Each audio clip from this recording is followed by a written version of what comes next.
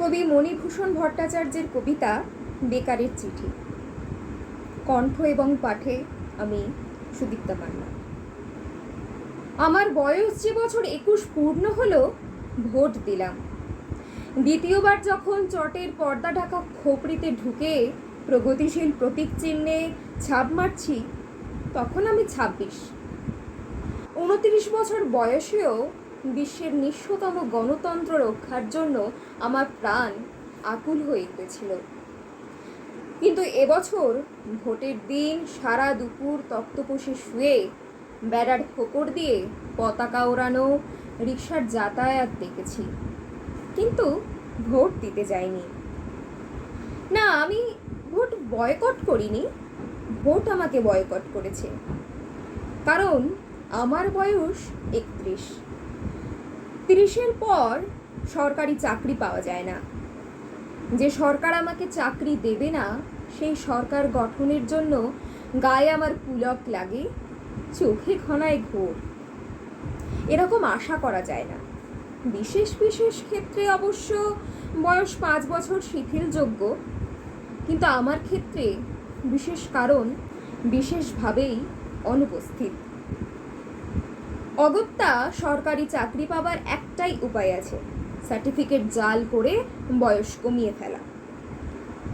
কিন্তু হে নন্দিত নেতৃবৃন্দ, যদিও আমার চোখের উপর আপনাদের অনির্বচনীয় লীলাময় জীবন খোলা আছে, তবু জালিয়াত হতে পারবো না। আমার বাবা সৎ ছিলেন। এই গঞ্জের বাজারে ন্যাড়া ছাতিম তলায় কাঁচা পাকা চুলে পুরু কাচের চশমা চোখে যে বৃদ্ধটি পুজো হয়ে মানভাতার আমলের টাইপরাইটারে আমার এবং আমার মতো শত শত চাকরি প্রার্থী এবং ভোটদাতা অর্থাৎ আপনাদের পরমান্নদাতা যুবকের হাজার হাজার দরখাস্ত টাইপ করে দিতেন। একদিন ভর দুপুরে তার বুকের বাঁ দিকের লজ্জরের টাইপ মেশিনটা বিগড়ে গেল। সেই ফাঁকা জায়গায় আমি কলা নিয়ে বসে পড়লাম। কার্বাইডে পাকানো চালানি মর্তমান কলার রং যদিও বোম্বাই অভিনেত্রীর চটককেও হার মানায়, তবু খেতে অতিশয় অখাদ্য। ফলে আমাকে ডাবের সঙ্গে ভাব জমাতে হলো।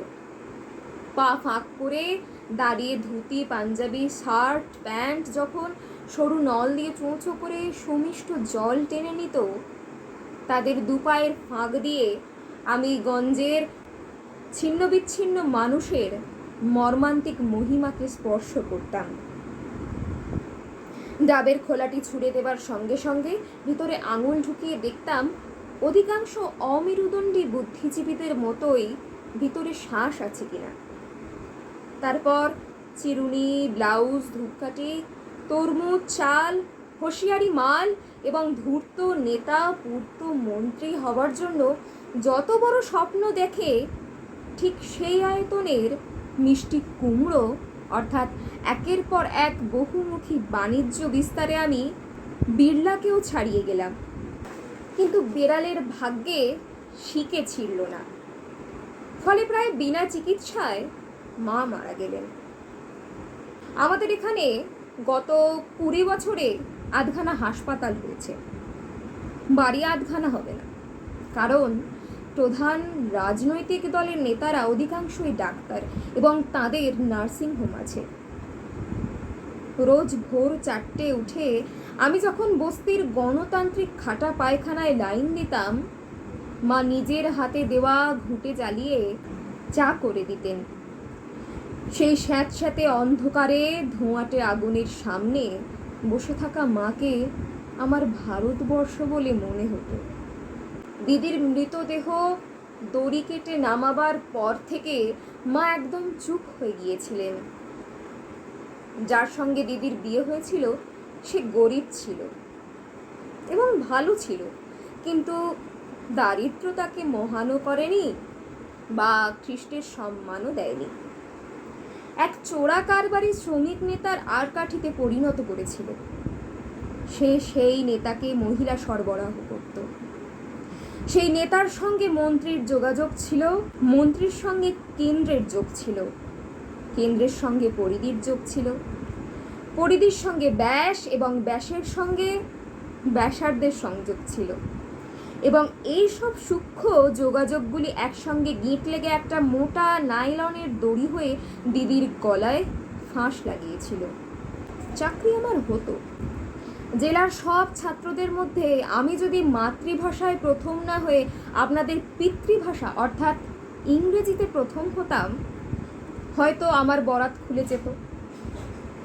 অথবা আমার বন্ধুরা যারা ঠিক ঠিক জায়গায় তেল সরবরাহে আরব রাষ্ট্রগুলিকেও হার মানিয়েছে, আমি যদি তাদের সঙ্গে প্রতিযোগিতায় নামতে পারতাম, তাহলে আমার গলায় বাদামের ঝুড়ির বদলে নেকটাই ঝুলত। গর্তে ঢুকে যাওয়া ফ্যাকাশে হলুদ রঙের দুটো চোখের শূন্য দৃষ্টি এবং একটা অকেজো টাইপ মেশিন ছাড়া বাবা আমার জন্য আর কিছু রেখে যেতে পারেননি।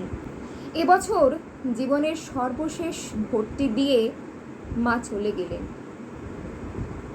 ভারতবর্ষ পড়ে রইল। আমার আর কোনো দায় নেই, যেহেতু আজকের দর্শন আগামীকালের সংস্কার মাত্র। এখন যদি আমি সন্ন্যাসী হয়ে যাই, বন্ধুরা বলবে পালিয়ে গেল। বিদেশি টাকায় পুষ্ট যেসব তথাকথিত জনসেবা প্রতিষ্ঠান আছে, তাতে যদি ভাতের জন্য ঢুকে পড়ি, তারা বলবে বেটা গুপ্তচর। যদি আত্মহত্যা করি, তাহলে কাপুরুষ। আর যদি সোজাসুজি প্রতিবাদ করি, তাহলে আপনারা রাজনৈতিক নৈশ প্রহরীরা কালো টাকার কুমিরদের অন্ধকার পাড়ায় গিয়ে মাঝাতে নকশাল নকশাল বলে ঘেউ ঘেউ করে তাদের জাগিয়ে দেবেন। এমনকি অবস্থা তেমন তেমন বেগতিক দেখলে আপনাদের সঙ্গে রাশিয়া আমেরিকাও যোগ দেবে। এতদিন চাকরি খুঁজেছি, পাইনি। এবার ভাবছি আমরাই আপনাদের চাকরি দেব।